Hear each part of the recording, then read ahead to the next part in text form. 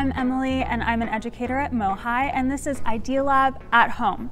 Join us as we tinker, experiment, and create our way through history with a new topic and activity every other month. As a history museum, we love exploring time, and so today we are going to explore clocks. Clock towers have been used for hundreds of years to keep track of time on the go in public places of gathering like dockyards, train stations, and plazas.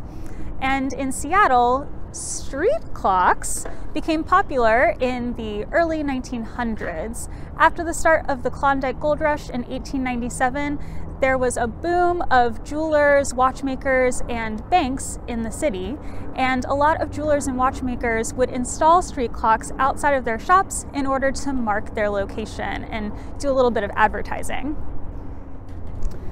This particular clock was commissioned by Carroll's Fine Jewelry, and at the time of its closing in 2008, it was one of the oldest jewelers in the city.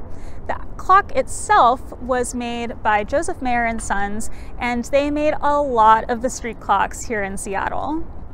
This clock is absolutely beautiful. It's got these wonderful ornate decorations in green and gold. It's got globe lamps up at the top, and we can see Carroll's Fine Jewelry, the name, on the face of the clock and also right over here. This window here used to provide a view of the clock's inner mechanisms, and the clock was a weight-driven pendulum clock. Now, pendulum clocks, mechanical clocks, are a little complicated, but they're also pretty simple in that they basically just rely on two simple machines, gears and pendulums. Gears are wheels with teeth that slot together. When one gear turns, so does the other one. When gears of different sizes are put together, it's called a gear train. Smaller gears in the gear train turn more quickly and with less force, and larger gears in the gear train turn more slowly with more force. Gears can be used to do all sorts of things. They can control the speed of rotation by increasing or decreasing it. They can change the directions of rotations. They can keep rotations synchronized, and they can also move a rotation from one axis to another. A pendulum is a weight that is hung from a fixed point such that it can swing freely back and forth. The time it takes a pendulum to swing back and forth one time is called its period. And the really neat thing about pendulums is that here on Earth, the only thing that affects the duration of the period is the length of the pendulum itself, not the weight of the pendulum or the angle it's displaced from. This means that it's really easy to create accurate pendulum times. In a weight-driven pendulum clock, there is a weight that is hung and wound around a drum, and that drum is attached to a gear. So the spinning of the drum due to the falling of the weight spins the first gear. Now, by controlling the falling of the weight, you create stored or potential energy. And that first gear is a part of a really complex gear train that controls the hands of the clock. And then the final gear in our gear train is the escapement gear, because it's being controlled by an escapement, which is kind of like a little claw that moves back and forth and only releases one tooth of the gear at a time. And that escapement moves back and forth based on the swinging of the pendulum. And that's how a clock works.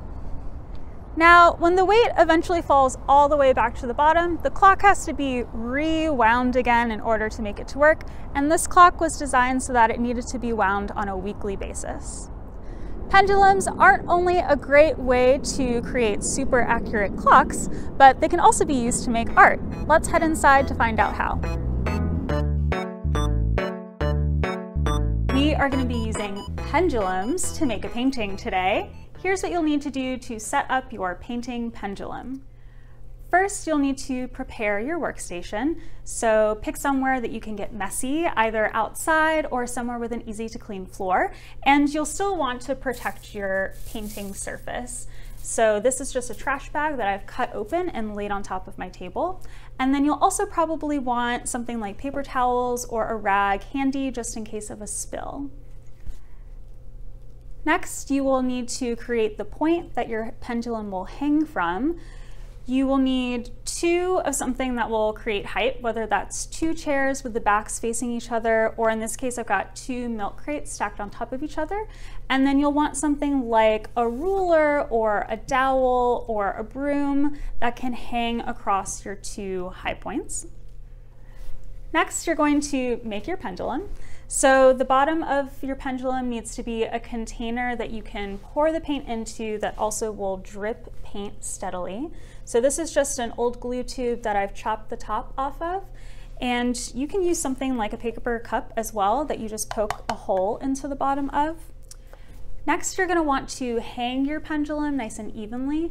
To do this, I recommend poking 2 holes across from each other at the top of your container. For something thicker like this plastic, I had to use a really sharp object, so in that case I would get an adult to help you with it, but you could also do it with a paper cup and a hole puncher.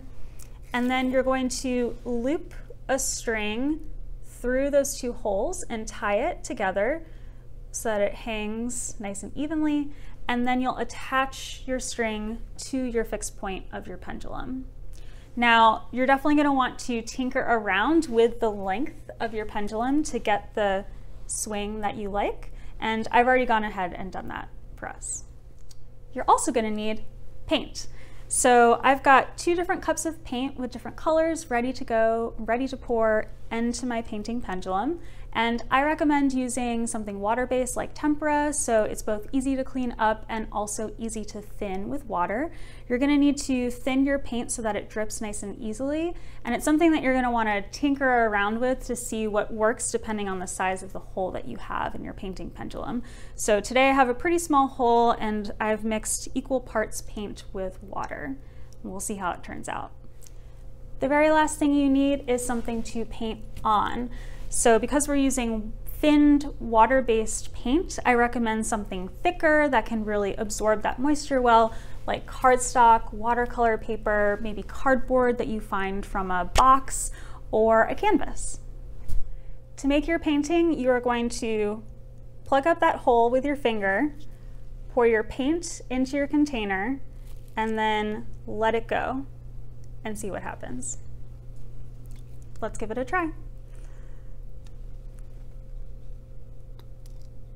Whoops.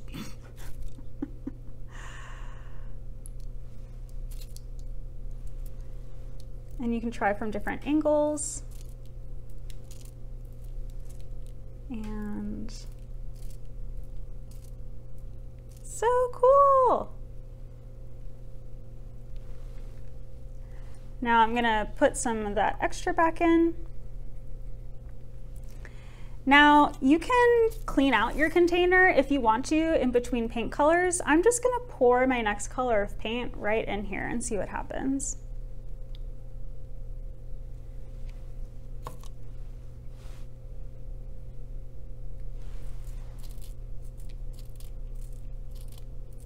So neat.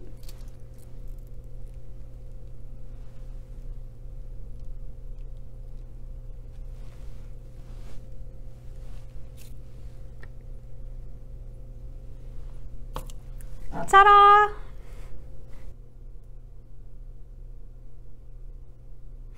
You can locate the activity instructions below or on our website at mohai.org/education. You can also watch a MOHAI Minute all about the Carroll's Clock on our YouTube page, and also check out our online collection through our website at mohai.org/collections. Thanks for watching.